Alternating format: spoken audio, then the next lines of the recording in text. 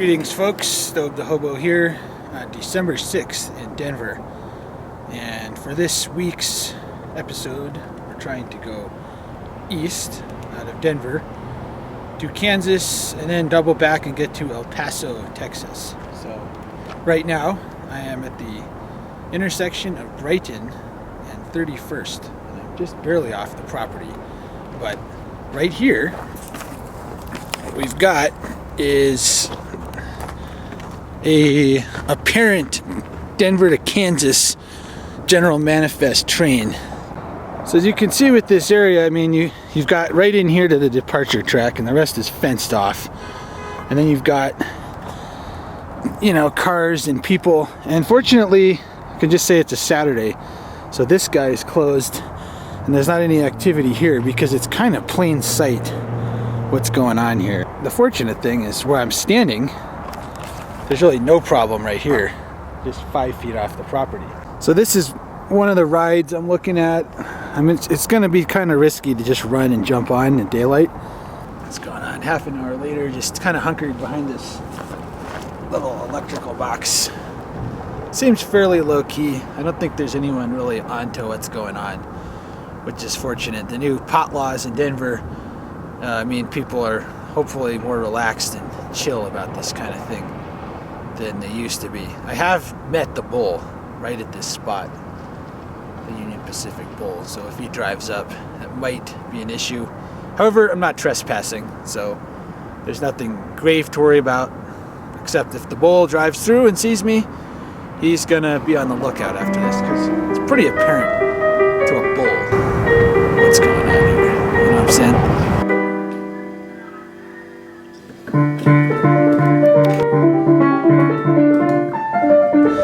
On board. Hopefully this train will leave soon. I'm in this to win this now. So you can see this is a perfect ride in the element of being able to see if the cops are coming. Look at these. I mean, this is head level right here. Well, it's about an hour and 20 minutes later with no sign of the train moving. So I'm hoping this train is leaving today. It's a Saturday, which can be different than the weekdays for when these trains leave. So I was hoping not to have to pop the alcohol before leaving, but it's probably gonna occur. All right, pulling out. 2 in the afternoon.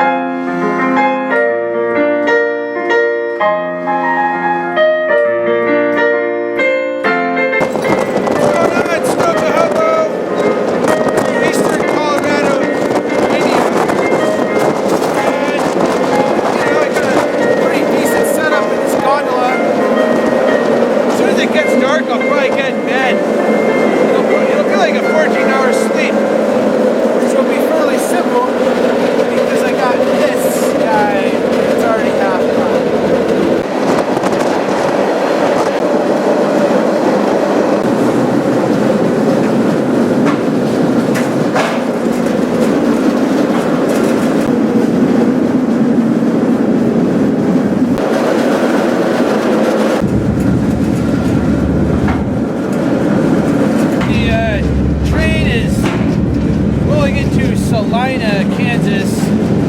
It's been a super long ride. Left Denver at 2 in the afternoon yesterday. Now it's 10-something-30. So very slow. The train never really went over 30 miles per hour the whole time. I'm also filthy. This gondola here dust has just been blowing everywhere, all over the place. Definitely not a ride I would recommend if you can find something else.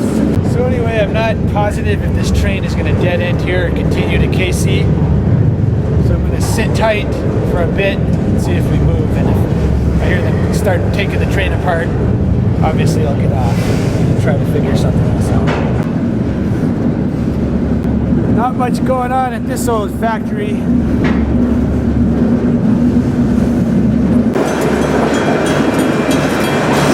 Well, appears the train is dead ending here in Salina.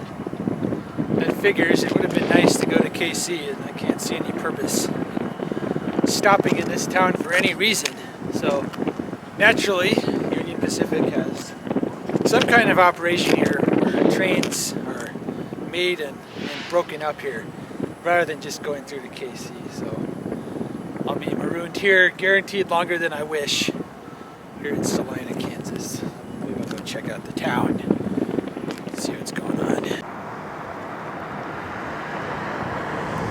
So this is Salina, Kansas, which is pretty much just out here in the plains. I definitely didn't have any intention of stopping here, but this is where the train broke up, so that's kind of what the deal is. Unfortunately, with traveling on cargo trains, is they don't always stop in the coolest places, and it's not like I really had an option of getting off here. It's totally deserted. There's definitely zero hot chicks here, or you know, hot guys if you're a chick. There's not even a store, there's not even a liquor store. I don't know what to tell you. I just really hope another train shows up soon. I guess there's still enough geezers in town living here to go see this concert, but that's pretty much about it for culture these days during the holiday season.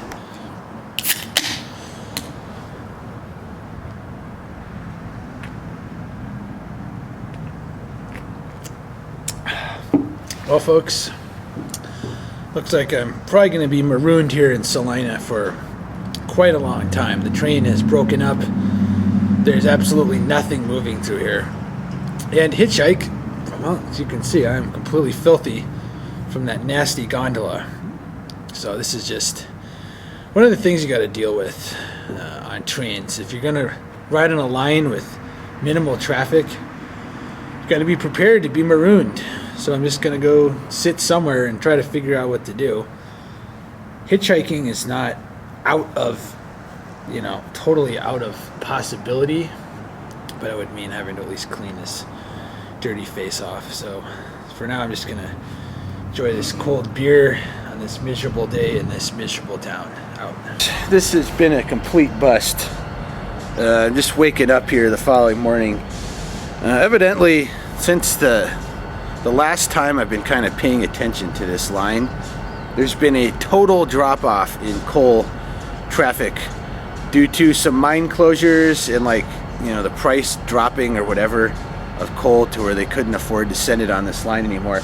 There's been nothing at all. There's been no activity in almost 24 hours here. And I guess the other train I was expecting to get the rest of the way would have been a coal, which is definitely just doesn't happen anymore. So you find that out this way occasionally. So the next step will be to hike to the interstate and hitchhike on I-70. Institutions like this in Salina work hard to prevent kids from turning into people like me and doing things like I'm doing right now. I don't know where the hell the kids are. They should be up doing push-ups outside in t-shirts right now.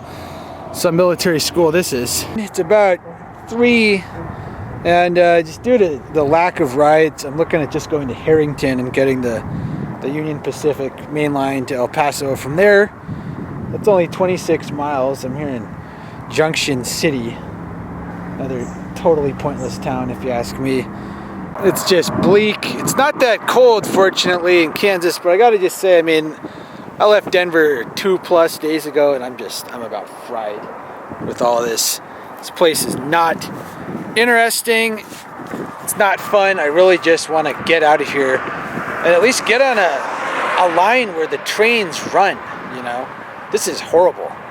Waiting hours and hours for a ride to go 26 miles. It's driving me bonkers, folks. I wouldn't recommend ever doing this. Hopefully me doing this and you seeing it will prevent you from doing the same thing. It's one ride closer here. It's out here in a pretty remote area, but it's 9 miles to Herington. Walking distance, I guess, 9 miles to go to what I believe is a far busier main line with a lot of intermodal trains going towards El Paso. Interesting wildlife specimen here on the side of the road. There's a big ass turtle. Too bad it got smushed.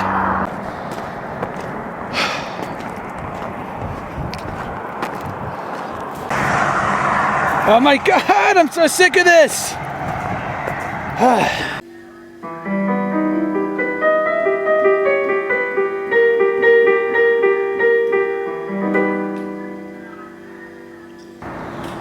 Just rolled into Herington, another deserted Kansas town like Salina. As you can see, again, not much going on here in Herington, Kansas. I'd say this town's a little bit better in that at least there's got a hill here, you know, topography. So anyway, at this point, it's kind of time to just get on a train and stay on for a while. It's possible I could be on board this next train to El Paso, Texas. Just probably about a 24-hour ride. So I'm gonna stock up here, try to get some beer, something, enough food for the trip at the Heartland's Food and Liquor, right down this hill to the train tracks. What's going on? Stobe the Hobo here in Herington, Kansas, and it's basically the same as Salina, this town. I mean, if you want to see the town, actually, you should probably just come here on your own, because I'm here at the train tracks reconning how to get out of here and actually start like really moving on this trip.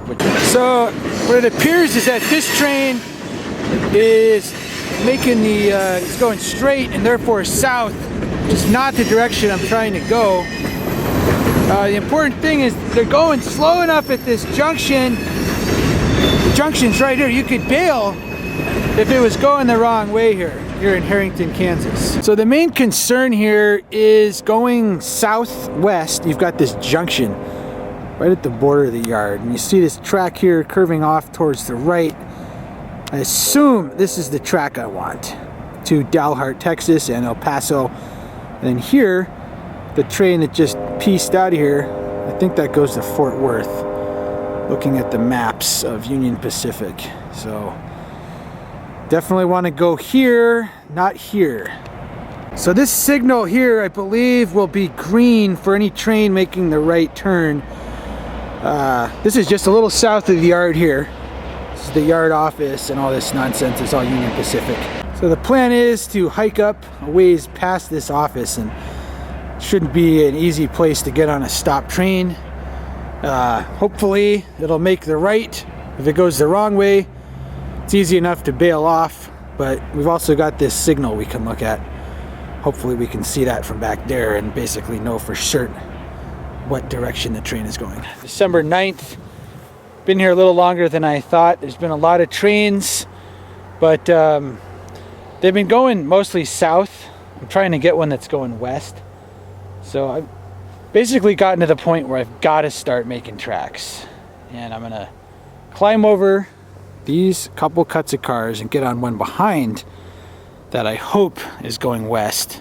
After almost 24 hours in this freaking yard, this train looks like it's leaving. I've heard, remember, I only heard that all unit grain trains and unit covered hopper trains make the west turn at the end of the yard here. So yeah, it's kind of a gamble. When you ride for free, it's not as certain what's gonna happen, you know. Some might say it's not totally worth it. I ain't jumping off this thing if it's going any faster than this at the junction. So hopefully it's gonna make a right turn, because if it doesn't, it's just gonna go the wrong way. I've been drinking and not jumping off this train at all. Passing through the fuel pad here. where they gas up all the trains. Woo! It's going the right direction! Yeah! Yes! Peace out, bitches!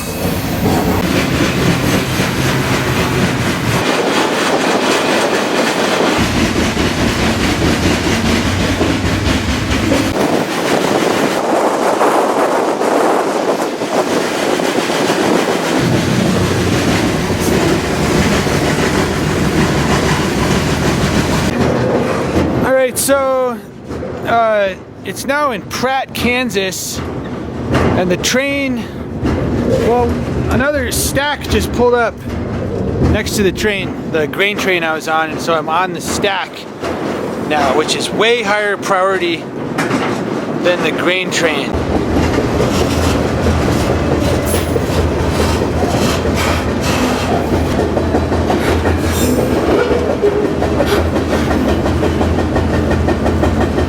Greetings from New Mexico. The train definitely made quite a bit of progress during the night. It was going high speed pretty much the entire time. So you can tell I've arrived in the southwest when you see this sinister fog rolling in here. Well, it's probably rolling out now that it's the morning.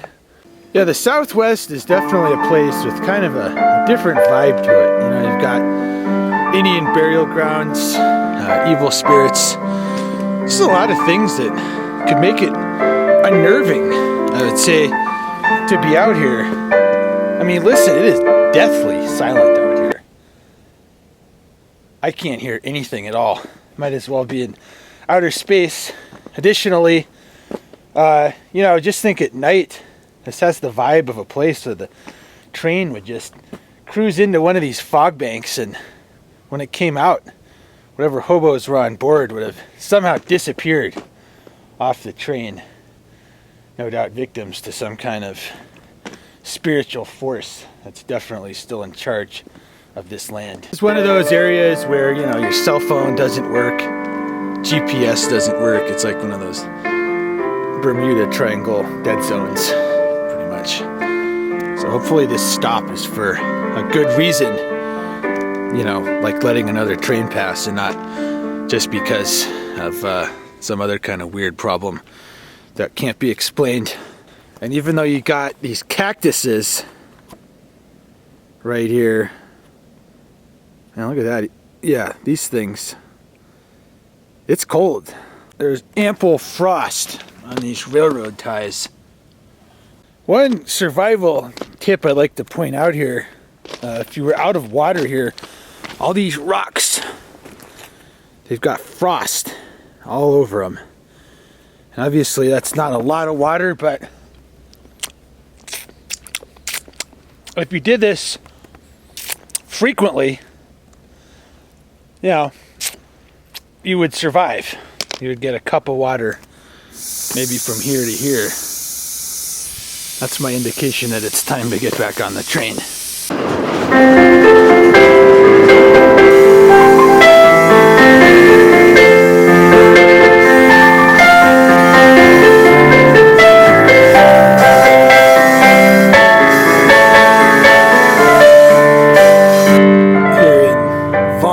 New Mexico for the crew change, right where the Burlington Northern Transcon crosses over this Union Pacific. Got a tanker train right here rolling through. Looks like it's ethanol, judging by the markings on the cars.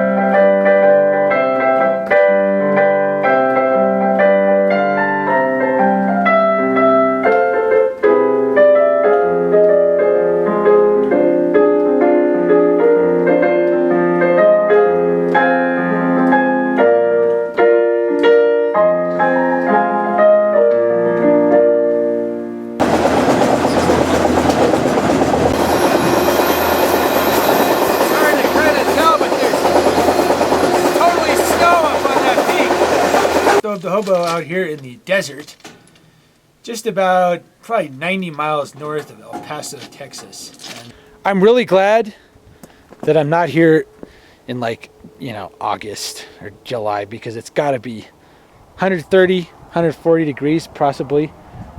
So right now it's pleasant, although I would say it's still really not habitable for human life. There's not any sign of water around here.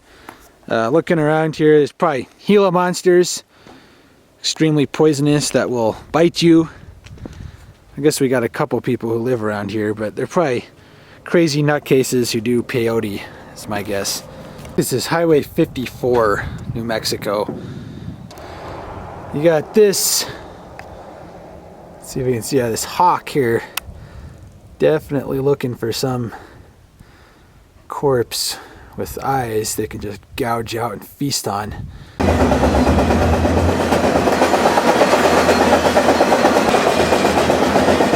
Actually in Texas now.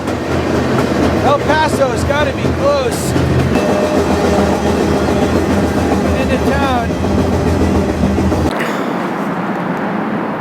Well, the train is stopped pretty close to town. I'm just gonna get off here. I'd like to see what the town is about. So this is El Paso, Texas on the 10th of December. Not a whole lot going on here in the downtown area. Still trying to find just a place to get some cheap food, maybe some more beer. Just pretty much expended all my alcohol supplies. I guess this is where you'd go if you get pulled off the train.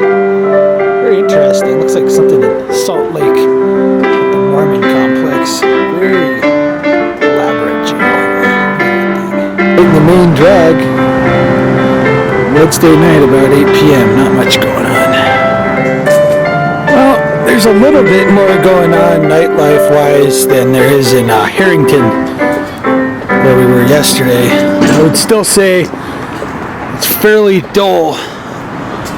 Down here at the border, it kind of looks like BNSF has got a train that crosses the border. It's right here. This is the bridge. I think it's both the auto and the pedestrian bridge right over into Juarez. The other side, folks, right there. Otro lado de la frontera. Juarez. Sitting up here, and then we got a train parked here going east, and then the border fence and Juarez. Here's the pole right here, that little vehicle. I don't know what he's doing, it's good to know what his car looks like. The thing about the bull is he looks tough, but he really, all he does is drive around and not do a whole lot.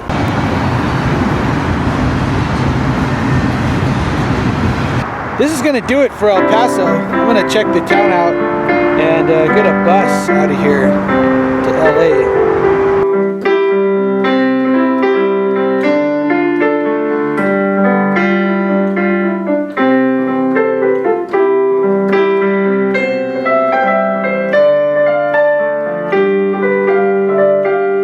Institutions like this in Salina work hard to prevent kids from turning into people like me and doing things like I'm doing right now.